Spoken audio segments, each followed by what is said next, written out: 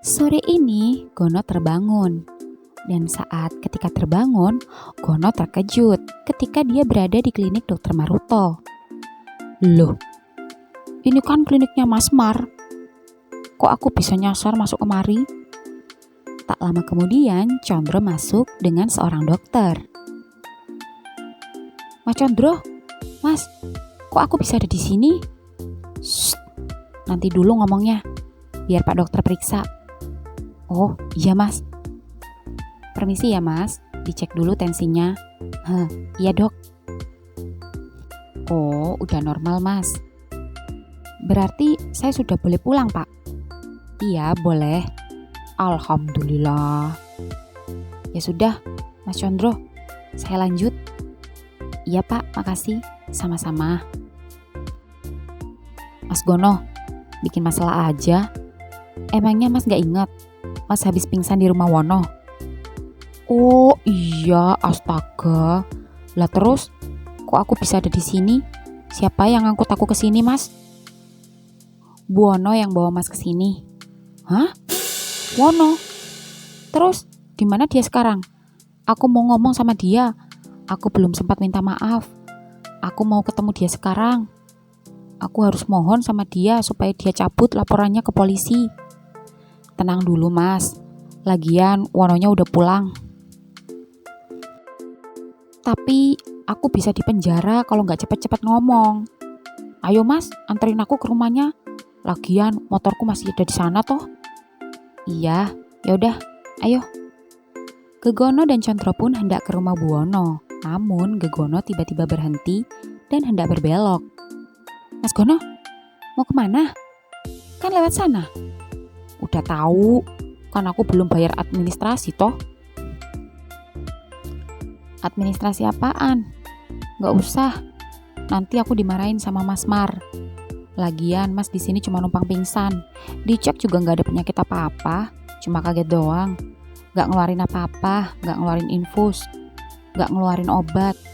Mas itu cuma numpang ngorok aja tidur. Oh, hehe, maaf. Yaudah, ayo. Ayo Mas. Tak lama kemudian Gegono dan Condro hampir sampai. Namun saat di pertigaan, Condro melihat mobil Bu Wono baru saja keluar dari gang rumahnya. Mas, itu mobil Wono baru keluar. Oh iya. Mas, berhenti di sini aja. Mumpung dia berhenti di lampu merah. Aku mau kejar pakai motorku biar cepet. Jangan kejar-kejaran Mas di jalan, gak bagus, bahaya. Pokoknya bakal tak gundang sampai dapet. Mas, pelan-pelan ya. Gegono pun langsung membawa motor roda tiganya melesat secepat kilat mengejar Bu Wono. Condro sendiri yang sebelumnya hendak ke rumah Baskoro jadi batal karena penasaran takut Gono dan Wono kebut-kebutan dan berantem di jalan. Condro pun sekarang memutuskan untuk mengikuti keduanya. Lampu merah baru saja jalan, Gegono tak mau ketinggalan. Meski situasi lalu lintas cukup padat, namun Gono terus-menerus membuntuti Bu Wono. Dan begitu kendaraan dari arah berlawanan dirasa cukup lenggang, Gegono pun tancap gas, memepet mobil Bu Wono sambil teriak sekencang-kencangnya agar Bu Wono mau berhenti. Won, berhenti, aku mau ngomong. Bu Wono terkejut melihat Prian Deso yang menyebalkan dan tadi sempat pingsan di rumahnya itu kini sudah sadar dan tiba-tiba mengejar. Won, pinggirin mobilnya. Won, aku mau ngomong. Wono mengabaikannya. Won, buka Won kacanya, dengerin aku. Wono pun membuka kaca mobil. Heh, ngapain sih lo? Gue udah gak mau berurusan sama lo. Sorry, gue buru-buru. Ucap Wono kembali menutup kaca mobil dan kemudian mempercepat laju mobilnya. Namun Gegono dengan cepat menyalip, mendahului dan memblokir jalan Wono. Won, bentar aja penting. Won. Wono pun kesal. Manusian Deso ini tak mau menyerah. Tak lama kemudian HP Wono berbunyi. Won, aku di belakangmu. Mending kamu turun bentar deh, biar gak bahaya. Kasian Mas Gono, kayaknya dia mau ngomong serius deh sama kamu. Wono pun yang setengah malas terpaksa meminggirkan mobilnya. Lalu motor Gegono seketika turut berhenti. Gegono pun berlari menghampiri Buwono yang tetap berada di dalam mobil dan hanya membuka kaca mobilnya saja. "Won, mau apa lagi? Buruan, gak pakai lama, gue ada perlu," ucap Wono ketus. "Won, maafin aku ya. Aku mohon, aku jangan dilaporin ke polisi ya. Kalau sekarang kamu tetap pergi ke kantor polisi, aku akan tetap berdiri di sini menghadangmu," ucap Gegono yang kini sudah berdiri di depan mobil. "Minggir." "Enggak, gue tabrak nih." "Gak masalah. Ya kalau itu bisa membuatmu lega dan maafin aku, lakukan saja. Tapi aku gak mau masuk penjara. Kalau aku masuk penjara, aku gak bisa jualan. Kalau aku gak jualan, aku gak bisa kirim duit buat simbok di kampung." Gue tabrak bener nih.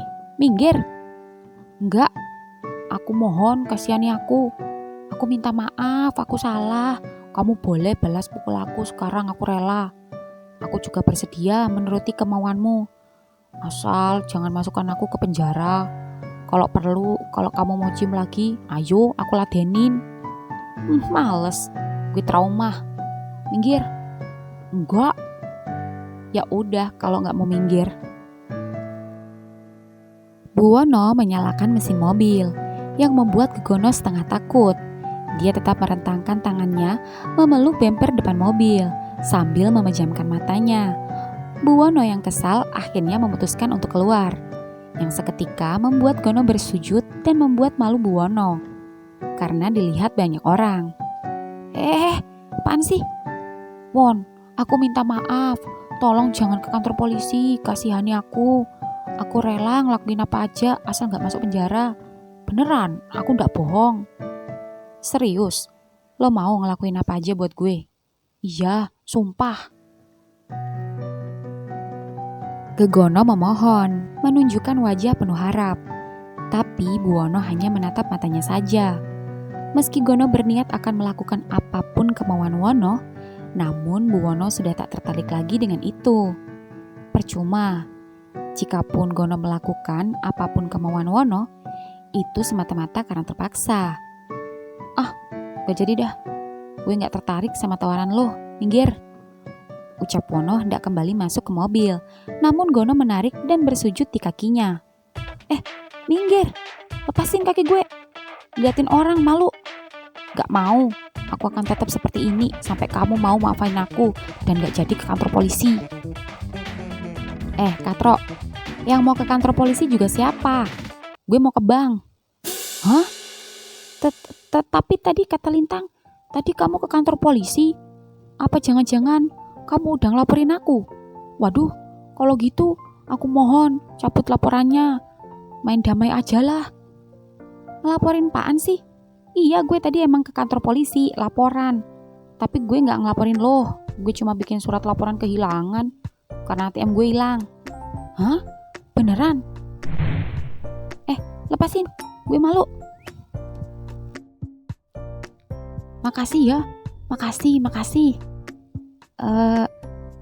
Coba lihat wajahmu, kok jadi lebam gitu ya?" "Gak perlu, minggir, gue buru-buru." Gono hendak menyentuh wajah lebam Wono akibat ulah tangannya sendiri. Namun Wono menghalau tangan Gono lalu masuk ke dalam mobil. "Won, aku udah gak benci dan gak takut sama kamu. Yang penting kamu jangan suka sama aku. Dan sekarang kita temenan ya." Buwono menyempatkan memandang Gono beberapa saat. Wajahnya datar dan dingin. Matanya menatap mata Gono secara bergantian kanan dan kiri, yang membuat Gono sedikit gugup. "Dengar, kalau gue gak bisa dapetin lo, mending gue gak kenal dan gak mau berurusan lagi sama lo." Wono, tunggu Won. Wono." Wono pun menutup kaca mobil, lalu melajukan mobilnya meninggalkan Gegono. Dan begitu Wono sudah hilang, Condro yang sedari tadi mengawasi di belakang keduanya, baru keluar dari mobilnya dan menghampiri Gegono. "Mas, gimana?" "Loh, kok belum pulang Mas?" "Belum lah, aku dari tadi di belakang mobil Wono ngawasin kalian. Aku takut kalian berantem."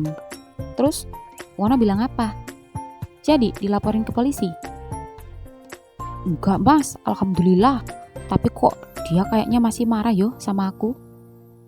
Marah gimana mas? Emang mas bilang apa? Ya aku sih cuma bilang makasih sama udah gak benci sama dia. Aku juga mau temenan sama dia, asal jangan sampai suka sama aku. Sekarang malah dia yang gak mau temenan sama aku. Katanya kalau gak bisa dapetin aku, mending dia gak mau kenal sama aku. Gimana ini mas? Ya gak tahu. Kan mas Gono gak suka laki-laki. Ya gak usah dipikirin, biarin aja. Tapi kok aku sekarang jadi gak enak ya sama dia? Udah, dianekin aja. Gak usah banyak pikiran. Yang penting mas sekarang gak jadi masuk penjara. Dan masih bisa jualan, oke? Ya udah, aku mau ke rumah Baskoro dulu ya. Mas, oh iya, aku juga khawatir sama dia. Takutnya bapaknya kumat. Tadi aku sempat salipan sama Baskoro. Tak panggil-panggil gak nyaut. Mukanya kayak sedih gitu. Pulang dari rumah Mas Condro kayak orang habis nangis. Aku belum pernah lihat dia sesedih itu. Serius mas? Iya, ada apa toh? Mas, aku mau ke rumahnya sekarang. Iya, ya sudah. Condro pun memajukan mobilnya ke rumah Baskoro. Di sepanjang perjalanan, rasa bersalahnya pada Baskoro selalu menghampirinya. Apalagi mendengar penjelasan Gegono tadi. Condro takut jika kelakuannya kali ini tidak bisa dimaafkan oleh Baskoro. Condro mengingat-ingat kembali kejadian di kamar mandi bersama Baskoro. Rasanya sungguh luar biasa. Condro semakin bingung pada dirinya sendiri. Karena sampai saat ini, Condro masih belum mengakui jika dirinya gay. Dia masih merasa normal. Sebelumnya pun ia tak pernah tertarik pada laki-laki. Namun kali ini, hanya Baskoro yang mampu membuatnya jadi gila. Sampai-sampai berani memaksanya untuk bercinta. Meskipun dia menyadari ketertarikannya pada Baskoro, namun Condro tidak mau terikat. Dia masih enggan menjalani cinta sejenis. Tidak mau berniat berpacaran dengan laki-laki. Dia hanya mengakui tertarik pada tubuh Baskoro. Tapi dia tidak mengakui dan juga masih tidak merasa jika mencintai Baskoro. Karena mencintai seorang wanita dengan sungguh-sungguh saja tidak bisa, apalagi mencintai laki-laki. Nonsens. Condro berpikir secara logika, tapi dalam hatinya masih bertanya-tanya, kenapa Baskoro tak melawannya? Mengapa Baskoro tak memukulnya? Apa yang ada di pikiran Baskoro? Apa Baskoro tidak enak menolak karena aku majikannya? Atau jangan-jangan dia... tidak mungkin. Tak lama kemudian ketika mobil Condro sampai di jalan depan gang rumah Baskoro, Baskoro sendiri juga baru saja tiba. Baskoro yang terkejut akan kedatangan Condro memilih putar balik dan bersembunyi di balik pohon-pohon pisang yang tak jauh dari situ. Dan Condro pun keluar mobil lalu berjalan masuk ke gang kecil ke rumah Baskoro. Baskoro menghembuskan nafasnya. Tubuhnya bersandar di batang pohon pisang. Seseorang memanggilnya. Bas, lo ngapain di sono? Cowok cakep yang nolong bapak lo dateng tuh. Empo Yuyun, shh, aku lagi sembunyi. Kenapa sembunyi? Lo habis nyolong di rumahnya ya? Enggak, nanti Bas ceritain. Ini urusan laki-laki. Gue paham nih, pasti urusan cewek nih. Lu ngumpet jangan di sono. Sepeda lu masih kelihatan. Noh, deket kandang ayam noh. Gak apa-apa, Mpok, di sini aja. Palingan bentar. Oh iya bener Bas. Noh, dia kemari. Condro yang baru saja keluar dari gang terlihat nampak kecewa. Sebelum masuk mobil, Condro sempat kembali menelpon Baskoro. Untung saja Baskoro hanya menggetarkan HP-nya. Dan Baskoro tak juga mau mengangkat. Dia tetap bersembunyi di balik pohon pisang yang lebat. Dan karena berkali-kali menelpon Baskoro namun tak ada jawaban, Condro pun mengirimkan pesan dan memutuskan untuk pulang. Bas, Mas ke rumahmu, tapi kamu gak ada. Kenapa kamu gak angkat telepon Mas? Mas benar-benar khawatir. Sore ini Dokter Maruto sedang turun membantu mengobati warga yang sedang mengalami demam. Sedangkan saat ini Prada Tirto baru saja bangun.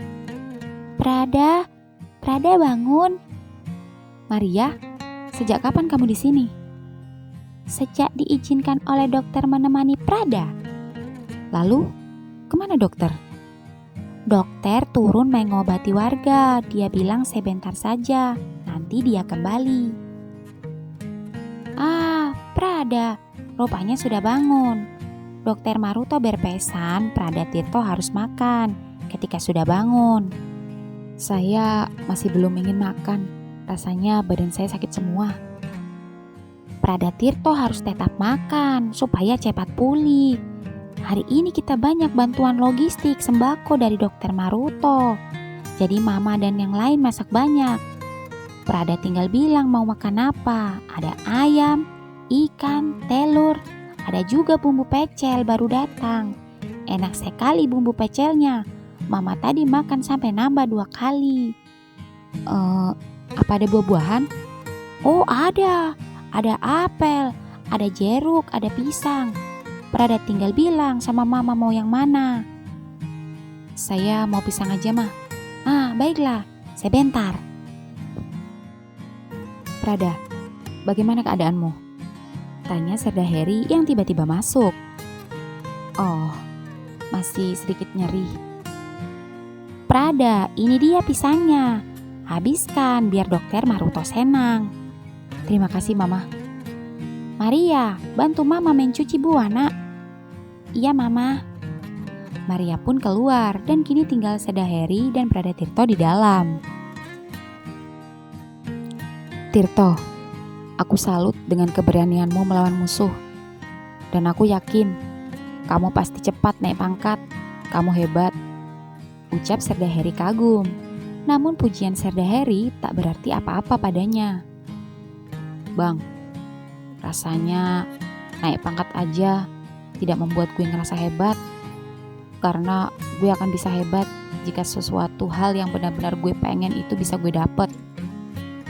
Lalu, apa sebetulnya yang ingin kamu dapat? Cinta. Cinta? Kok ketawa bang? Tirto. Kamu gak ingat semboyan, harta, tahta, dan wanita. Harusnya kamu dulukan pangkat dan derajat. Karena jika mempunyai kedudukan, maka wanita yang kau inginkan itu sudah pasti mudah untuk didapatkan. Bang, masalahnya ini bukan wanita bang, tapi pria. Apa? Shh, jangan berisik. Jadi kamu? Iya, sepertinya gue sama seperti abang, 11-12. Sama. Kamu tahu kalau aku... Iya bang, gue udah tahu apa yang udah lo lakuin di pinggir hutan bersama Serda Heru. Abang jangan malu, gue gak jijik sama abang. Gue juga gak begimane. Yang penting abang hati-hati aja. Tirto, kamu harus janji bisa menjaga rahasia ini. Iya, abang jangan khawatir. Tunggu, selama ini yang tahu tentang kita hanya Dokter Maruto. Apa Dokter Maruto memberitahumu? Tidak. Waktu itu gue sendiri yang menemukan Dokter Maruto sedang memergoki kalian. Jadi kita sama-sama tahu. Dan semenjak melihat kalian, gue jadi semakin yakin kalau gue harus bisa jadi diri gue sendiri. Lalu, siapa pria yang kamu sukai itu? Dokter Maruto. Apa? Iya. Sudahlah. Tapi dia sudah menolak. Tirto, mencintai seseorang yang tidak mencintai kita itu sakit. Jadi kalau kamu masih bisa lurus, jangan belok. Tapi aku benar-benar menginginkannya bang. Tirto, abang ngerti, tapi abang... Heri, Serda Heru, tunggu. Serda Heri terkejut saat melihat Serda Heru tiba-tiba masuk. Namun melihat Serda Heri menggenggam Prada Tirto, dia syok lalu pergi begitu saja dan tidak jadi masuk. Pradatirto yang saat ini sudah kuat berjalan, penasaran, dan berjalan menghampiri keduanya yang ada di pos pintu masuk. Harry, apa yang tadi kamu lakukan pada Pradatirto? Mengapa kamu menyentuh tangannya? Sayang, kamu jangan cemburu. Jangan salah paham. Aku tadi hanya memberi sedikit nasihat. Dan asal kamu tahu, lagi pula dia itu juga sama seperti kita. Maksudku, dia masih baru. Justru karena dia sama seperti kita, aku cemburu. Sayang, kamu gak percaya sama aku? Serda, maksudku abang berdua jangan pada berantem. Bang Heru jangan salah sangka. Lagi pula aku sedang mengejar seseorang dan abang tahu orang itu. Maksud kamu? Tanya Heru penasaran. Gue lagi ngejar Dokter Maruto bang. Serda Heru tiba-tiba mendekati Pradatirto lalu mengajaknya berjabat tangan yang membuat Pradatirto bingung. Tirto, selamat datang di dunia pelangi yang penuh dengan warna-warni. Ah, iya bang. Gue masih baru masuk dunia pelangi dan masih banyak yang belum ku mengerti. Tenang saja, kamu tidak sendiri. Ada kami. Iya bang, makasih.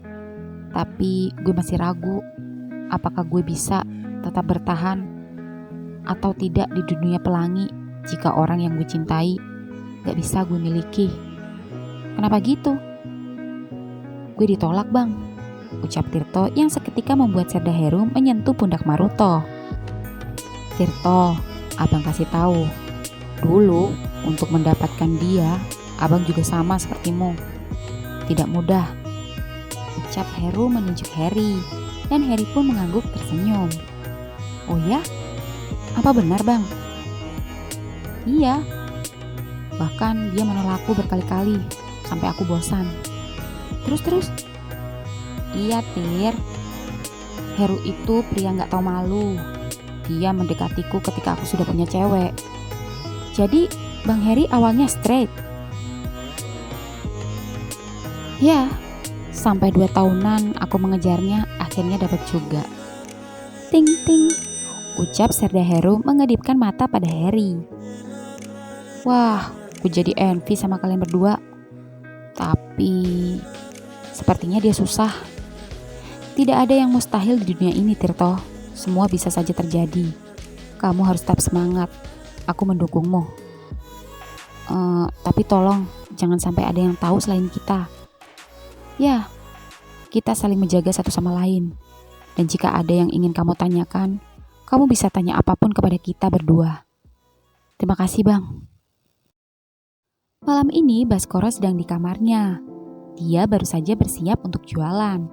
Namun Baskoro merasakan bagian belakangnya masih nyeri. Tak hanya nyeri, namun Baskoro juga merasakan tak enak badan. Tubuhnya terasa hangat. Bas, kamu kok gak tumben belum berangkat? Tanya bapak masuk ke kamar. Iya pak, kayaknya Bas malam ini gak bisa jualan. Badan Bas anget. Bas, kamu jangan jualan dulu. Kamu beli obat saja di apotik terus tidur. Iya pak, tapi Bas gak kuat kayaknya mau ke apotik. Bapak gak usah keluar. Gak apa-apa, Bapak gak usah khawatir. Kayaknya Bas kecapean. Bas istirahat aja di kamar. Siapa tahu besok pagi Bas sudah enakan. Ya sudah, Bapak istirahat ya. Iya pak, Bapak istirahat aja. Bapak pun keluar dan Baskoro yang tak kuat seketika ambruk keranjang sembari menutup tubuhnya dengan selimut. Baskoro meringis, tak tahan menahan perih yang ada di belakangnya. Tangannya memeluk guling dan meremas-remasnya. Baskoro berkeringat dingin, namun tubuhnya terasa panas. Sambil merasakan rasa sakitnya, Baskoro mengingat-ingat kejadian itu. Baskoro gak menyangka jika Condro tega melakukannya pada Baskoro. Ini sudah kedua kalinya Condro menyakiti Baskoro. Menyakiti bibirnya dengan ciumannya dan menyakiti bagian belakangnya dengan miliknya. Condro tak hanya menyakiti lahirnya, tapi juga batinnya. Baskoro semakin lama merasa tubuhnya semakin panas. Rasa ini membuatnya bertanya-tanya dalam hatinya, apakah mencintai seorang laki-laki harus sesakit ini? HP-nya dari tadi berbunyi. Condro selalu menghubunginya, namun dia tak mengangkatnya. Baskoro sedih. Tiba-tiba timbul keinginan untuk berhenti bekerja di rumah Condro. Malam ini Gegono mendapat orderan mengantar ke studio. Hatinya senang karena Gono tidak jadi masuk penjara. Gono juga baru saja dari apotik membelikan salep untuk luka lebam pada wajah Wono akibat pukulannya. Namun meski begitu, Gono sedikit malu jika harus ke studio. Apalagi banyak staf yang menyaksikan pertengkarannya antara ia dan Wono. Namun Gegono berusaha profesional. Dan kini motor roda 3-nya sudah sampai di studio. Gegono pun masuk. "Mas, biasa, langsung bawa satunya ke lantai 2 ya. Di sana ada Mas Wono," teriak Obi pada Gono. "Siap." Gegono pun naik ke lantai 2. Dia langsung masuk ke studio. Dan begitu masuk, tepat saat Buwono baru saja memulai on air. Mereka sempat bertatapan. Gegono memberi senyum, namun Buwono menunjukkan wajah datarnya. Gegono mengira jika mungkin saat ini Buwono sedang serius siaran, jadi Wono tidak bisa diganggu. Gono pun mengangkat dan memasangkan galon. Dan setelah selesai, bersamaan dengan Buwono yang tengah memutar lagu, Gegono pun mencoba menyapa dan menunjukkan sikap hangatnya. "Won," Gegono memanggil, namun Wono cuek. Padahal Buwono sedang dalam keadaan break dan hanya memperhatikan pesan-pesan Sobat Pelangi. "Won." Gegono lagi-lagi memanggil Buwono, namun Buwono masih acuh. Seolah-olah di dalam ruangan tidak ada manusia selain dirinya sendiri. Gono pun kesal karena tak dianggap. Lalu dia berjalan menghampiri Buwono dan meletakkan kresek berisi salep di depan meja Buwono. Dan bukannya bertanya apa yang ada di dalam kresek itu, Wono tetap tak bergeming. "Won, aku beliin kamu salep untuk mukamu, biar cepat sembuh." Wono tak menjawab, meski yakin Wono mendengarnya. Wono justru mengangkat HP-nya yang sedang bergetar. "Halo sayang, lo udah di mana? Udah deket? Kalau udah di depan bilang ya, nanti telepon lagi." Muah. Gono yang tak dianggap pun memutuskan untuk pulang. Dan ketika langkah kakinya baru turun setengah tangga, tiba-tiba Wono berlari dari studio dan turun menyalipnya dengan membawa kantong kresek pemberiannya tadi. Hatinya senang karena Gono berpikir dengan menerima kresek pemberiannya itu berarti Wono sudah tidak marah lagi kepadanya. Namun anehnya, kenapa Wono masih tetap menganggap Gono tak ada? Dia langsung turun ke bawah dan sepertinya berjalan menuju lobi. Gegono pun mengikutinya. Dan begitu Gono baru turun, bertepatan dengan Condro yang baru saja datang. Mas, baru nganter ya?" Gono mengangguk lemas. "Uangnya udah?" Gono menggeleng lemas. "Oh, ya udah nih," ucap Condro menyelipkan uang ke saku dadanya. Melihat ekspresi Gono yang tak biasa, Condro penasaran. Condro melihat tatapan mata sedih Gono ketika baru saja melihat Buwono yang baru sampai lobi. Tiba-tiba saja membuang bungkusan kresek pemberiannya tadi yang berisi salep ke tong sampah yang ada di lobi. Mas kenapa? Kalian berantem lagi?" Gono tak menjawab. Bercampur aduk rasa di dalam hatinya. Sedih, kecewa, sakit menjadi satu. Lebih sedih lagi ketika Gono melihat sebuah mobil bagus baru saja terparkir di depan lobi. Lalu seorang pria tampan memiliki badan bak atlet angkat besi tengah keluar dan tersenyum. Lalu memeluk dan mencium bibir Wono di depan matanya dan di depan mata Condro. Syukurlah, aku seneng Wono dapetin seseorang yang benar-benar mau sama dia. Dan Mas Gono sekarang harusnya juga lega, karena Wono gak akan godain Mas dan gangguin Mas lagi.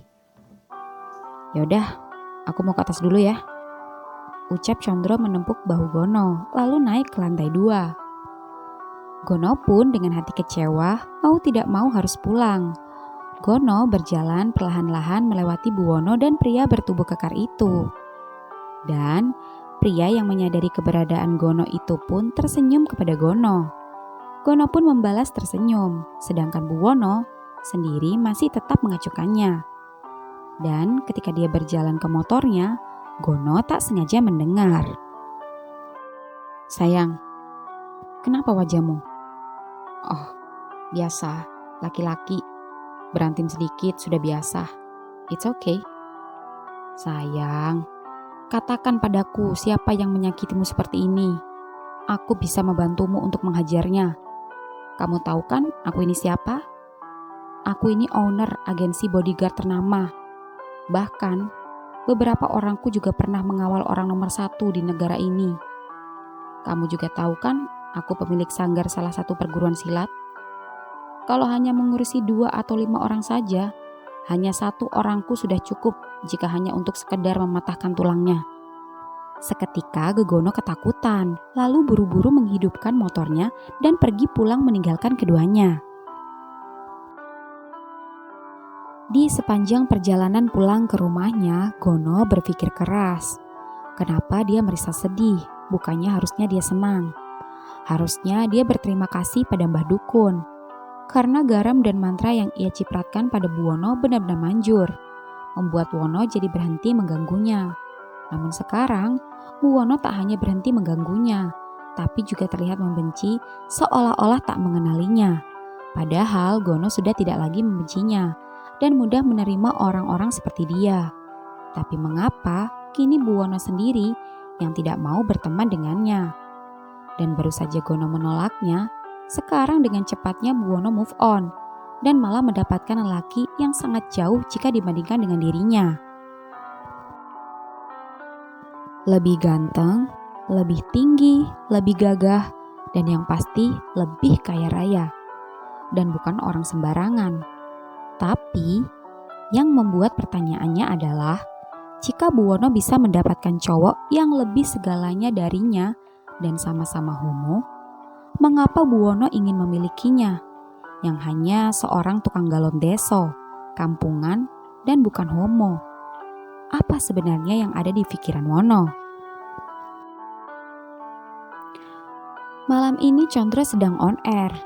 Ya, meskipun sedikit kurang fokus. Bagaimana tidak? Meskipun malam ini dia menerima telepon dari Sobat Pelangi dan mendengarkan curhatannya, namun dalam hatinya dia masih memikirkan Baskoro. Bahkan sampai berkali-kali mengecek pesan di HP-nya. Condro semakin kepikiran ketika melihat pesan yang ia kirimkan hanya di-read saja. Tak lama kemudian, Gegono masuk. Won, mana cowokmu?" "Oh, udah balik." "Kok cepet banget?" "Iya, cuma sebentar doang. Kan gue lagi kerja, jadi doi ngerti. Toh besok juga dia ngajak jalan." Dapet cowok kok biasa aja sih?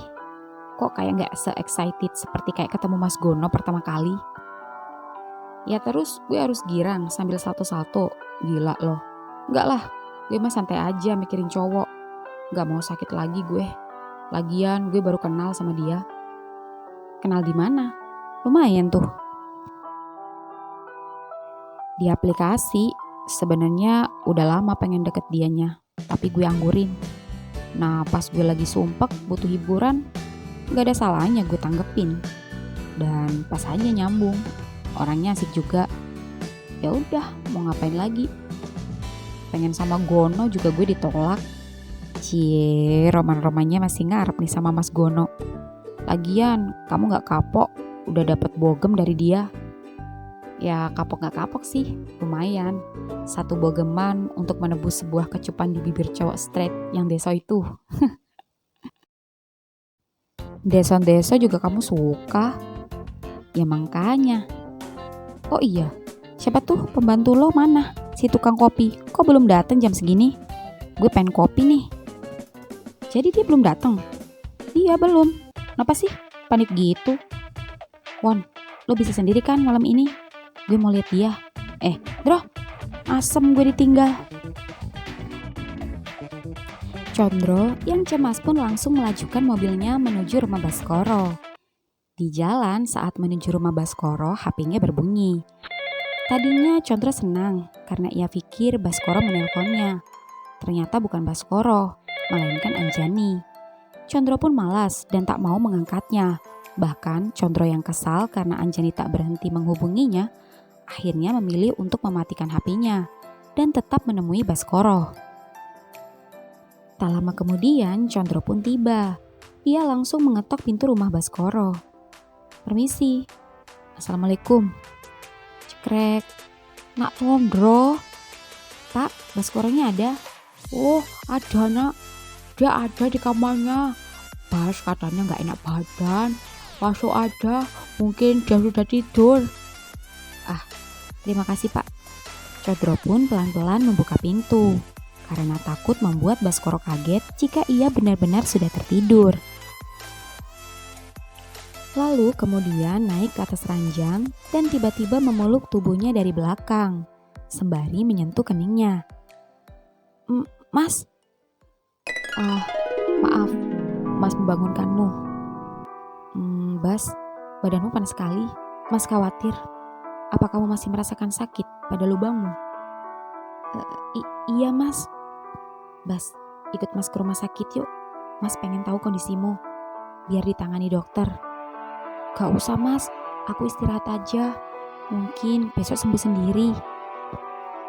Gak bisa Bas, ini gak bisa dibiarin. Mas sempat baca dan mencari tahu setelah Mas melakukannya padamu. Dan itu akan sangat berbahaya jika tidak cepat ditangani. Mas menyesal, maafin Mas ya. Mas janji, Mas gak akan ngulangi lagi. Mas keterlaluan. Maafin Mas ya.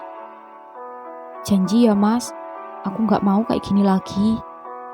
Janji. Sekarang kamu ikut Mas ya ke dokter.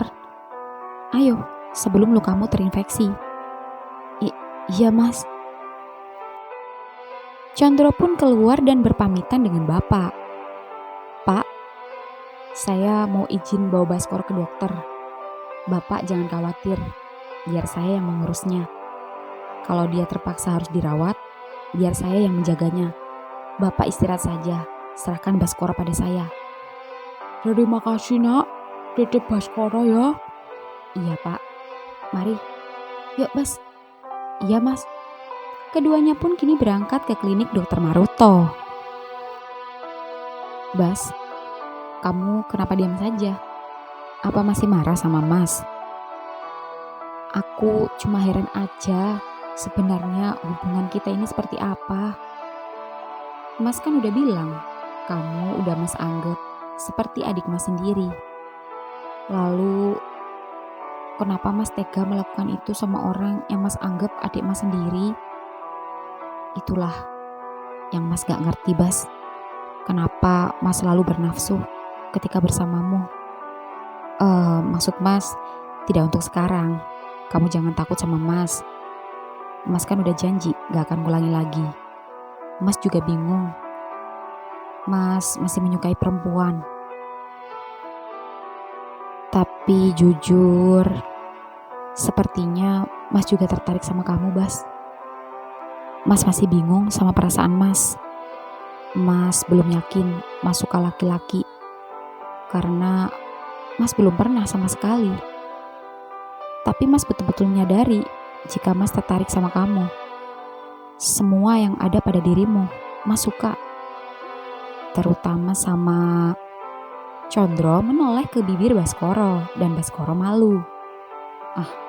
Sudahlah. Mas tidak mau membuat kamu tidak nyaman sama Mas. Apalagi merasa dipermainkan sama Mas. Mas ngaku masalah. Tapi Mas mohon, kamu masih mau kan maafin Mas? Iya Mas, aku maafin Mas. Kasih ya Bas. Dan ingat ya, ini rahasia kita berdua saja. Iya Mas. Bas, iya. Apa boleh Mas tanya sesuatu? Apa itu Mas? Mas merasa kenapa kamu tidak melawan Mas? Mengapa kamu juga masih bisa memaafkan Mas? Apa maksud Mas, apa kamu menyukai sesama jenis? A- aku juga bingung Mas. Aku juga mengira masih menyukai perempuan. Tapi saat pertama kali melihat Mas, saat itu juga pertama kalinya aku merasakan jantungku berdenyut-denyut linu. Dan denyut linu ini belum pernah aku rasakan sebelumnya saat bertemu orang lain. Oh ya? Itu artinya kita memiliki rasa yang sama. Tapi kamu tahu kan, Mas sudah punya cewek? Iya Mas, ngerti. Bas, jika kamu merasakan apa yang Mas rasakan, itu berarti kamu tidak menyesal kan? Jika Mas melakukannya kepadamu, dan itu artinya kamu suka jika Mas selalu menyentuhmu. Baskoro tidak menjawab. Antara jujur dan sedih harus menjawab apa, Baskoro diam tertunduk. Bas, kamu kenapa? Maaf kalau Mas terlalu percaya diri dengan omongan Mas. Mas bukan bermaksud tidak sopan dan terlalu cepat menyimpulkan jika kamu menyukai Mas.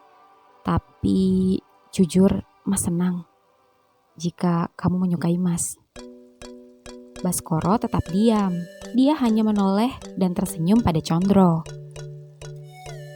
Apa masih perih? Iya Mas, lumayan perih. Kamu tenang aja, kamu pasti sembuh. Iya Mas. Tapi kalau periksa nanti, aku harus bilang apa kalau Pak Dokter ada tanya sesuatu sama aku Mas? Aku harus jawab apa? Aku malu. Kamu gak perlu ngomong macem-macem, cukup bilang aja ambeien atau wasir. Kamu gak usah takut, biar Mas aja nanti yang ngomong. Lagian Mas kenal sama dokternya. Kan kita ceknya di klinik Mas Maruto. Iya Mas. Tak lama kemudian keduanya sampai. Beberapa staf baik dokter, suster, dan perawat kesemuanya menyapa Condro. Karena Condro merupakan adik dari dokter Maruto, selaku pemilik dan pendiri klinik dokter Maruto. Mas, aku deg-degan, ucap Baskoro gugup saat hendak masuk ke ruangan dokter. Condro menenangkan. Condro merangkul Baskoro lalu mengelus kepalanya. Bas, jangan takut, kan ada Mas. Ayo masuk. Baskoro mengangguk. Dok, Mas Condro, gimana? Ada yang bisa dibantu? Saya mau periksakan asisten saya. Dia sambil menatap mata Baskoro yang gugup. Dia merasakan sakit di bagian belakangnya dok. Sepertinya dia kena ambeien atau wasir, entahlah apa itu. Oh, berarti susah BAB ya? Perih? Tanya dokter pada Baskoro. Condro pun mencubit Baskoro dan ia mengangguk. Iya dok. Sempat mengeluarkan darah nggak? Sempat dok, banyak lagi. Baskoro dan dokter seketika melihat Condro. Kok tahu? Tanya dokter. Kan dia kasih tahu saya dok. Jangan khawatir, itu sudah biasa. Saya juga sering menerima pasien penderita ambien atau wasir. Di antaranya, kebanyakan dialami ibu hamil, orang-orang yang suka duduk terlalu lama, orang yang memiliki penyakit tertentu, dan yang terakhir, yang paling sering, beberapa waktu ini adalah pasangan gay. Hah? Seketika Baskoro dan Condro saling bertatapan. Lalu, apa muncul benjolan di anus? Kalau belum tahu, biar dokter periksa, agar kita semua tahu ambeiennya sudah tahap berat atau masih ringan. Gak usah dok, saya sudah periksa sendiri. Gak ada benjolan kok, cuma perih aja, kayak lecet gitu. Ucap Baskoro takut dan malu. Oh ya sudah, saya akan periksa dulu tensi juga suhu tubuhnya. Dokter pun memeriksa kondisi Baskoro, dan Condro terus memberikan perhatian dengan mengelus pundak Baskoro. Tensi aman, namun demamnya masih 38. Jika tidak keberatan, saya menyarankan untuk dirawat inap saja di sini. Paling tidak 1 malam saja, agar lebih maksimal mengontrol kondisi perkembangannya. Mas, aku nggak mau nginep, ucap Baskoro merengek pada Condro. Tapi ini demi kebaikanmu, Bas. Tapi Mas, dokter, apa bisa Baskoro dirawat jalan? Bisa saja, tapi kan harus ada yang mengontrolnya. Biar saya sendiri yang mengontrolnya. Mas, Baskoro terkejut, namun Condro hanya tersenyum padanya. Ya sudah, saya kasih aja obat khusus dari sini. Dan untuk salep dan suplemen Mas Condro bisa beli di apotik. Dan saya akan tuliskan resepnya. Baik, Dok. Dokter pun mencatat resep, sedangkan Condro kembali mengelus budak Baskoro. Perlakuan Condro yang bertanggung jawab dan memberi perhatian pada Baskoro membuat Baskoro luntur. Baskoro mengurungkan niatnya untuk berhenti bekerja di rumah Condro. Toh, lagi pula, Condro dan Baskoro sudah mengetahui perasaan masing-masing, meski keduanya masih bingung dengan status apa yang mereka jalani saat ini, selain antara asisten dan majikan saja. Nah, ini Mas, resepnya. Kalau begitu, saya pamit. Terima kasih, Dok. Sama-sama, Mas Condro. Yuk, Bas. Iya, Mas. Sebelum pulang, keduanya pun kini dalam perjalanan menuju apotik terlebih dahulu. Dan setelah membelikan obat untuk Baskoro, Condro berniat mengajak Baskoro makan malam. Mas, makasih ya, Mas. Jangan makasih. Kamu udah gak marah dan maafin Mas aja, Mas udah bersyukur. Mas, ini mau kemana toh? Ke rumah Mas lah. Kok gak ke rumahku? Malam ini kamu rawat jalannya nginep di rumah Mas. Kalau kamu di rumahmu, gak ada yang ngawasin kamu. Kasihan bapak kalau harus ngerawat kamu. Jadi biar Mas aja. Dan kamu gak usah khawatir. Tadi kan Mas udah izin sama bapak. Apa aku gak ngerepotin? Dan juga gak ganggu istirahat Mas? Enggak lah. Kan Mas hari ini bebas. Dan malam ini tidurnya di kamar Mas ya. Gak usah Mas, aku di kamar pembantu aja. Kalau kita sedang berdua, kamu tidur aja sama Mas. Kan kalau kita tidur berdua, Mas bisa kontrol kamu. Dan kamu jangan takut. Mas kan udah janji gak akan aneh-aneh lagi. Apalagi kondisimu seperti ini. Ya sudah deh Mas, aku mau. Kita cari makan dulu ya. Kamu harus makan karena setelah ini harus minum obat. Iya Mas. Begitu selesai makan, kini keduanya hampir sampai. Dan begitu sampai, Condro terkejut ketika melihat Anjani tiba-tiba saja di rumahnya. Condro pun keluar dari mobil. Beb, berapa kali aku telepon gak diangkat-angkat? Beb, sorry, tadi aku sibuk. Sibuk apa? Sibuk cari cewek? Enggak Beb, aku tadi nganter Bas ke dokter.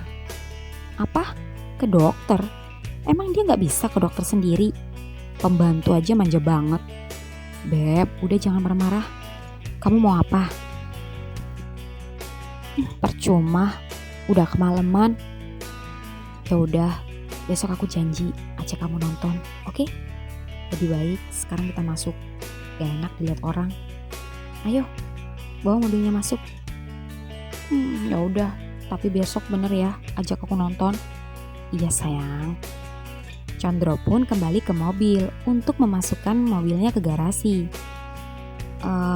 Mas, aku pulang aja ya naik ojek. Bas, malam ini Mas gak akan biarin kamu pulang. Kamu tenang aja. Meski Mas bersama Anjani, Mas akan tetap perhatian kamu. Baskoro pun mengangguk. Meski dalam hatinya sesungguhnya ada rasa cemburu pada Condro, namun Baskoro hanya bisa diam. Beb, kamu duluan ke atas ya, nanti aku nyusul. Ya udah, cepetan. Anjani pun langsung ke lantai 2, sedangkan Condro mengantar Baskoro ke kamar pembantu. Bas, kamu gak apa-apa kan tidur di sini? Ini selimutnya. Gak apa-apa Mas, kamarnya juga bagus daripada kamar Bas di rumah. Bas, kamu jangan lupa minum obat ya. Mas ke kamar dulu ya. Iya mas. 2 jam kemudian di kamar Condro, suara desahan Anjani cukup terdengar keras dari luar kamar akibat serangan-serangan nikmat untuk yang ketiga kalinya oleh Condro. Beb, aku gak kuat, aku nyerah, cukup, aku ngantuk. Aku masih kuat Beb, mau bikin kamu keluar 4 kali lagi juga aku sanggup. Cukup, aku lemas. Kamu tumben sih kuat banget malam ini. Gak apa-apa, cuma pengen nyenengin kamu aja. Thank you Beb, love you more. Aku ngantuk, kamu gak tidur, aku duluan ya. Aku belum ngantuk, kamu duluan aja ya. Anjani yang lemas seketika tertidur pulas. Sedangkan Condro yang sedari tadi kepikiran Baskoro, pelan-pelan tanpa sepengetahuan Anjani langsung keluar kamar berlari menuju kamar pembantu. Di kamar Baskoro sendiri, meski Baskoro sudah minum obat, namun ia belum juga bisa tidur. Panasnya berangsur turun, namun bagian belakangnya masih terasa sakit. Cekrek.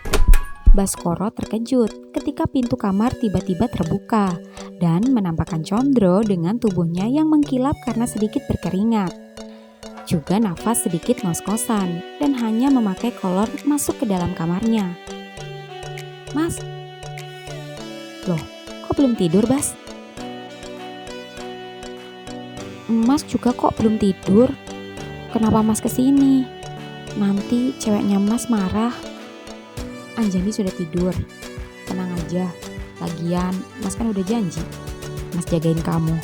Ting ting, ucap Condro mengedipkan mata genit. Iya Mas. Coba Mas lihat panas kamu. Lumayan udah turun. Iya Mas, tapi kok nyerinya belum hilang ya Mas? Oh iya, salepnya udah dipakai? Belum Mas. Kenapa? Takut perih Mas. Condro pun mengambil salep yang ada di kresek, lalu kemudian membaca tata cara pemakaiannya. Bas, salep ini gak panas. Udah ada keterangannya cool. Artinya gak bakal bikin kamu panas, justru malah sejuk kalau dipakai. Ayo pakai, biar lukanya cepat kering. Kelamaan. Mas mau ngapain? Sini, Mas yang pakein. Kalau kamu yang pakai sendiri, nanti gak pas ngolesnya. Tapi Mas. Udah gak apa-apa, gak usah malu. Mas juga udah lihat. Iya Mas, tapi bentar aku ke kamar mandi dulu. Setelah dari kamar mandi, Baskoro lalu membuka celana dan sidinya. Gak usah malu gitu sini telungkup. Iya Mas, permisi ya Mas. Bas, lucu banget sih kamu. Agak nuning dikit. Baskoro pun menurut. Matanya tertutup, jantungnya berdegup saat jari Condro mulai membuka belahannya. Condro sempat menatap beberapa saat. Dia menelan ludah. Kerutan indah bunga matahari milik Baskoro itu membuat kelelakiannya sempat terpancing, seolah memanggil untuk memasukinya kembali. Namun Condro harus tahu diri. Dia sudah berjanji tak akan menyakiti Baskoro lagi. Rasa kasihannya kali ini sedikit menyingkirkan rasa horninya. Aduh, teriak Baskoro saat merasakan jempol Condro mengoles luka di lubangnya. Kenapa Bas? Kaget Mas. Tapi gak perih kan? Enggak Mas. Tahan ya. Condro mengoleskannya salep itu dengan gentle. Dia mengoleskan salep itu dengan gerakan sedikit memutar dan sedikit menekan-nekan bunga matahari Baskoro. Ajaib, perlakuan Condro itu justru membuat Baskoro menahan nikmat. Condro pun demikian. Andai bisa, dia ingin memainkan jarinya untuk masuk ke dalamnya. Bahkan rasa ingin kembali memasuki Baskoro begitu besar. Namun Condro segera sadar dan melepaskan jarinya di saat Baskoro merasakan nikmat. Sudah Bas, ucap Condro ke kamar mandi dan Baskoro kembali memakai celananya. Tak lama kemudian, Condro kembali dari kamar mandi. Mas, makasih ya. Sama-sama. Tiba-tiba Condro mengamburkan tubuhnya ke ranjang Baskoro. Loh, kok Mas gak balik ke kamar Mas sendiri? Condro tidak menjawab. Dia malah tiba-tiba melingkarkan tangannya dan memeluk Baskoro, yang membuat pipi Baskoro memerah merona.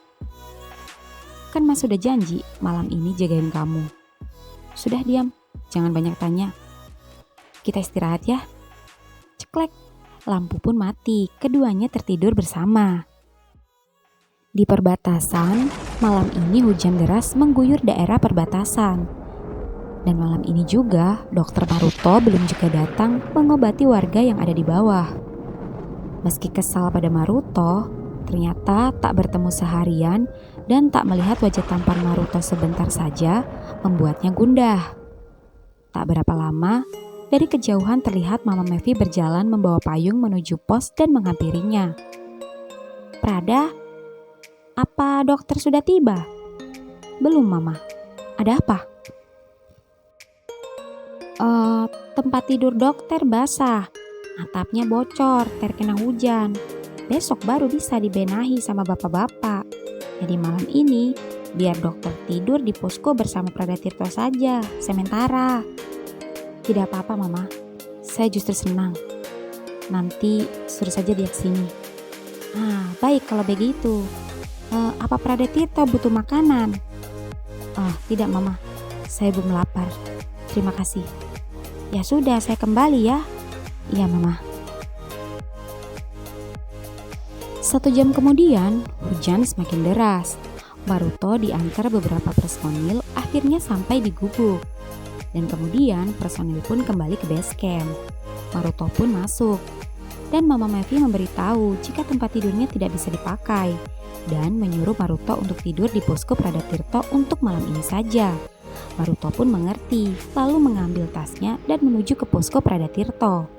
Namun, ketika Dokter Maruto membuka pintu, ternyata Prada Tirto tak ada di dalam. Prada. Dokter Maruto yang tak menemukan Prada Tirto akhirnya menaruh tasnya di posko, lalu memakai payung dan mencari Prada Tirto di sekitar gubuk. Dan ternyata Prada Tirto sedang berada di dapur umum dan membakar ubi. Ternyata kamu di sini, ucap Maruto yang membuat Prada Tirto seketika menoleh. Untuk apa mencariku? Tentu saja aku mencarimu. Kesehatanmu masih dalam pengawasanku. Aku sudah sehat. Dokter tidak perlu mengkhawatirkanku. Tapi lukamu masih belum sembuh total dan belum sepenuhnya kering. Jadi jangan hujan-hujanan, apalagi kamu keluar tidak memakai payung seperti ini. Kamu juga bisa dingin dan masuk angin. Lalu kalau aku kedinginan, apa dokter bisa menghangatkanku? Dokter tidak bisa menjawabnya, bukan? Itu artinya kamu tidak mampu melaksanakan tugasmu merawat pasien. Sudahlah, percuma saja. Cukup api unggun dan 1 buah ubi ini saja yang bisa menghangatkanku. Maruto yang melihat Prada Tirto merajuk, tiba-tiba duduk di sebelah Prada Tirto. Sepertinya ubinya enak. Biasanya kamu menawari dan membakarkan ubi untukku. Tapi mengapa malam ini kamu hanya membakar 1 ubi? Ubinya tinggal 1 saja dan aku lapar. Kalau dokter mau, dokter makan yang lain saja. Ucap Prada Tirto meniup dan membelah ubi, lalu memakannya dan mengabaikan Maruto yang memperhatikannya di sampingnya. Dokter Maruto menelan ludah, melihat Prada Tirto memakan ubi dengan lahap. Bukan karena apa, selain Dokter Maruto memang suka ubi, dokter sendiri juga sedari tadi siang memang belum sempat makan karena terlalu sibuk mengurusi pasien. Dan sekarang perut Maruto keroncongan, apalagi dia sudah membuktikan jika ubi yang dibakar dari tangan Tirto sangatlah nikmat. Prada, apa kamu tidak berniat membagi sedikit ubi itu padaku? Aku sedikit lapar. Tidak, dokter masak mie saja sendiri, jawab Tirto yang masih mengunyah ubi yang tinggal setengah di tangannya. Aku tidak suka mie instan. Baiklah, tidak apa-apa kalau kau tidak mau berbagi. Kalau begitu, aku tunggu kamu di posko. Dokter yang kesal pun akhirnya memakai payungnya, lalu berjalan dan memutuskan untuk menahan laparnya dan beranjak berdiri hendak kembali ke posko. Tunggu. Tiba-tiba saja, dengan sisa ubi hangat yang masih tinggal setengah dan masih tergigit dan menempel di mulutnya, Prada Tirto berjalan menghampiri Dokter Maruto. Lalu dengan cepat menarik dan membalikkan tubuhnya. Lalu kemudian, Dokter Maruto terkejut ketika tiba-tiba Prada Tirto menahan kuat tubuhnya lalu memasukkan ubi hangat yang tinggal setengah itu ke dalam mulutnya. Matanya seketika terbelalak. Tubuhnya juga tak mampu bergerak. Dokter Maruto tak kuasa untuk menolak. Mulut dan bibirnya terasa penuh. Payung yang di tangan pun kini terjatuh. Dan pertahanannya kini seakan runtuh. Maruto tak bisa melawan. Pelukan tangan Tirto mengunci tubuhnya rapat-rapat. Ubi yang terasa masih hangat lembut dan manis itu terus menerobos masuk ke mulut Maruto. Seiring kuatnya dorongan mulut Tirto. Lambat laun, ubi itu perlahan demi perlahan menghilang. Masuk ke tenggorokan dan berganti dengan kedatangan bibir Tirto. Yang mencoba masuk dan mengecup serta membersihkan sisa-sisa ubi di bibir Maruto yang belepotan. Lidahnya menyapu sisa ubi yang masih menempel di ujung dagu lalu menghisapnya. Kemudian di ujung kanan dan kiri bibir Maruto. Tak ketinggalan juga dengan kumis tipis dokter berkepala 4 itu. Lalu berakhir di bibir kenyal Maruto. Maruto sendiri hanya bisa menerima perlakuan Tirto, lalu menggenggam erat kedua pundak Tirto. Prada Tirto tiba-tiba melepas kecupannya. Enak dok. Enak. Bukan ubinya, tapi ciumanku.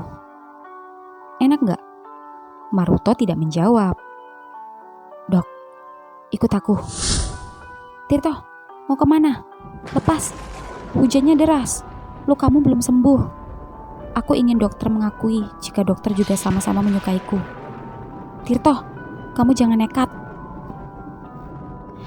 Prada Tirto terus menarik tangan Maruto dengan kencang, lalu mengunci dan menghimpitnya di bawah pohon beringin. Kemudian tiba-tiba mengikat kedua tangan sang dokter tampan itu dengan akar pohon beringin yang panjang dan menjuntai, sehingga membuat Maruto tak bisa kabur. Tirto, kamu mau apa? Kamu sudah gila. Sadar Tirto. Apa kamu psikopat? Tirto, aku tidak akan memaafkanmu jika sampai kamu berani melakukan sesuatu kepadaku. Tirto hanya tersenyum licik, lalu membuka seluruh pakaiannya. Yang meskipun di malam hari, guratan otot itu masih bisa terlihat samar-samar di mata Maruto.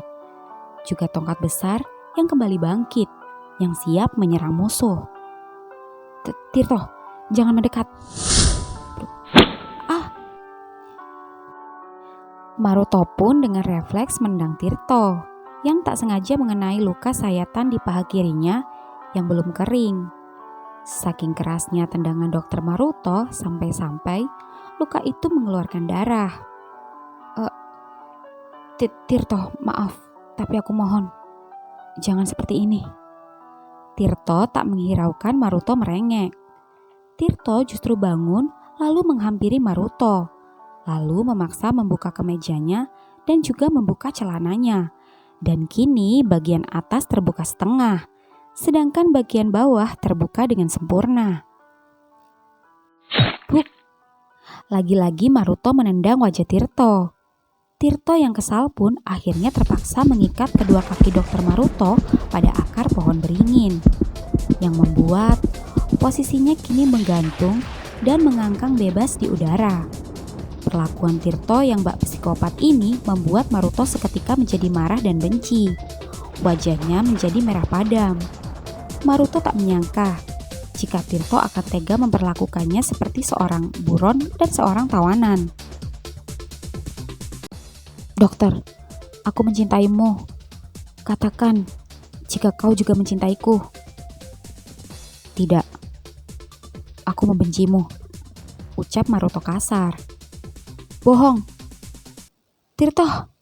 Maruto terkejut saat Tirto berjongkok dan tiba-tiba menghisap miliknya yang masih layu dengan amat kuat dan amat kencang. "Tirto, singkirkan mulutmu." Rasa hangatnya mulut Tirto di tengah hujan lebat membuat Maruto tak bisa berbohong jika malam ini ia sedang dilanda kenikmatan. Terbukti dengan miliknya yang tadinya layu, kini mulai perlahan berhasil mengembang di dalam mulut Tirto. Apalagi ia belum pernah merasakan seperti ini saat bersama Kartika dulu. Dan sekali merasakan, malah jatuh di hisapan Tirto yang seorang laki-laki. Tak hanya menghisapnya, pada Tirto juga meremas bongkahan Maruto yang ia kagumi selama ini. Kuatnya remasan dan kencangnya sedotan mulut Tirto membuat Maruto tak tahan. "Tirto!" Maruto lemas karena puas. Sedangkan Tirto tak memberi kesempatan Maruto untuk istirahat. Dia meludahkan cairan Maruto ke tangannya dan tiba-tiba mengoleskannya di tongkatnya dan pada belahan Maruto. Maruto pun terkejut. "Tirto, kamu mau apa?" "Dokter, sekali lagi aku tanya padamu. Katakan jika kau mencintaiku. Jangan munafik. Akuilah." "Tidak. Dengan kamu memperlakukanku seperti ini, membuatku semakin benci kepadamu. Tirto, jangan lakukan ini," ucap Maruto mulai panik saat tongkat Tirto mulai menggesek belahannya. "Katakan kau mencintaiku, dokter." "Tidak." "Katakan." "Tidak. Aku tidak akan pernah mencintai." "Dokter, aku mendapatkannya. Kamu begitu nikmat, hangat sekali di dalam sana, dok." Maruto tak bisa bicara. Rasa sakit ia rasakan. Baru saja beberapa waktu yang lalu ia sempat ketakutan karena membayangkan bagaimana jika tongkat ini memasukinya, dan sekarang ternyata menjadi kenyataan. "Dok, aku gerak ya." Maruto tetap tak menjawab. Maruto hanya bisa merasakan. Tongkat itu bergerak inci demi inci menggesek permukaan lubangnya. Sakit memang, tapi lama-lama dia merasakan sesuatu yang aneh saat Tirto mulai mempercepat gerakannya. Tirto juga tak menyangka malam ini bisa mendapatkan tubuh sang dokter. Rasanya begitu nikmat bercinta dengan laki-laki berumur lebih tua darinya. "Dok, aku mencintaimu. Maafkan aku. Aku tahu kau mencintaiku. Katakan, aku tahu itu. Kau juga merasakan nikmat, bukan?" Tirto masih bingung. Mengapa dengan mengikat Maruto seperti ini, tapi Maruto tak juga mau mengakui perasaannya. Tirto tidak puas. Dia kesal. Sampai-sampai kini meluapkan emosinya dengan mempercepat gerakannya. "Dok, ayo cepat katakan, dok. Sampai kapan kau akan membohongi dirimu sendiri? Aku sudah tidak tahan lagi, dokter. Apa yang harus kulakukan supaya kau mau mengeluarkan suara, hah? Apa harus dengan cara sedikit memaksa?" "Ah, Tirto!" Suara itu pun keluar saat Tirto menghentakkan dengan kencang dan sedikit kasar hingga Maruto merasa tongkat itu menembus ususnya. Maruto yang tadinya mulai merasakan nikmat, kini berubah menjadi sakit dan perih. Prada Tirto menciumnya dengan kasar. Tangannya meremas kuat pipi bokong Maruto dengan penuh emosi. Akar pohon beringin bergelayut keras, ditambah hujan yang semakin deras, membuat Prada Tirto tak tahan lagi. Dia mengganti posisi, berpindah di belakang dokter Maruto. Lalu kembali menancapkan tongkatnya, sembari mengayunkan bongkahan Maruto bagaikan ayunan anak TK yang membuat Tirto merasa semakin nikmat. "Dok, aku mau keluar. Ah, sakit. Aku tidak kuat lagi. Tirto, henti." Prada Tirto pun lemas, namun ia masih enggan mencabut miliknya di dalam lubang Dokter Maruto. Prada Tirto masih ingin merasakan sisa-sisa kenikmatan yang baru saja ia raih bersama dokter tampannya itu. Dia menciumi tubuh Maruto dari belakang sambil masih memeluknya. "Lepaskan aku, Tirto." "Tunggu, Dok. Tunggu sebentar saja. Aku masih betah berdua seperti ini bersamamu." "Tanganku sakit." Tirto pun terkejut saat melihat kedua tangan Maruto yang diikat itu mengeluarkan darah. Akar itu ternyata sangat tajam. Begitu lamanya dokter menahan rasa sakitnya demi memuaskan hasrat Tirto. Tirto pun dengan perlahan mulai mencabut miliknya. Namun ketika tongkat itu belum keluar sepenuhnya, "Dokter, Prada, Komandan, kamu dipecat." Prada Tirto pun ditangkap dan hendak dibawa menuju base camp.